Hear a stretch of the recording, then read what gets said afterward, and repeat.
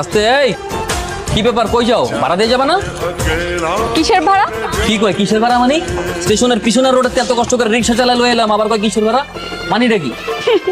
ভাড়া ভাড়া তো আমি দিচ্ছি না, কে দিবে আমি জানি না। I am sorry, bye. এই আজব ব্যাপার, এই আস্তে ভাড়া দিব না মানে?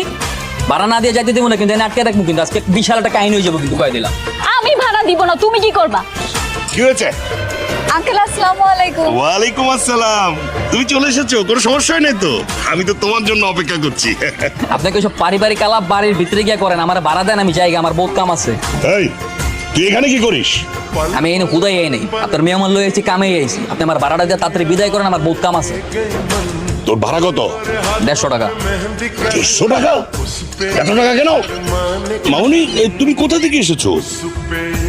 আঙ্কেল আমি তো স্টেশনের পেছনের রোড থেকে এসেছি। হ্যাঁ, স্টেশনের পেছনের রোড থেকে 150 টাকা ভাড়া নাকি? এই